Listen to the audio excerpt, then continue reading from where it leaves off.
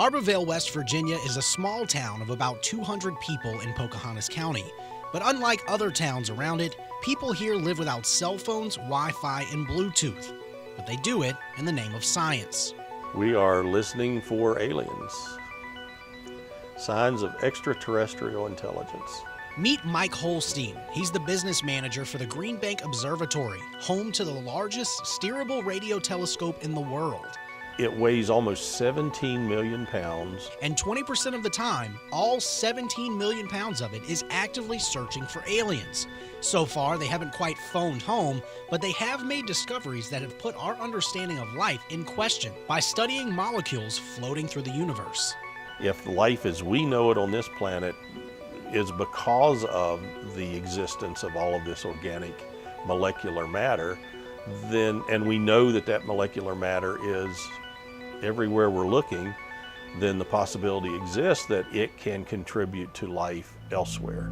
But the primary function of the telescope is not for making contact with ET. Scientists use it daily to study deep space, and in order to do that, this telescope has to be extremely powerful. The equivalent energy given off by a single snowflake hitting the ground is much more powerful than the energy that this telescope can detect.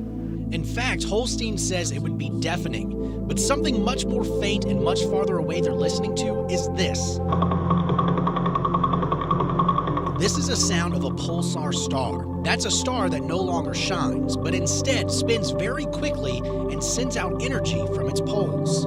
They actually are a source of timekeeping.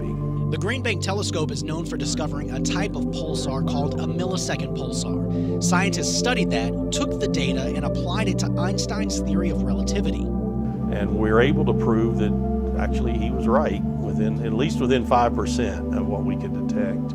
But the downfall of being so powerful is the constant battle with pollution. Not air pollution, but radio pollution, specifically coming from the technology that people live without in Arbovale. But how much of an impact can a cell phone really have on such a massive telescope?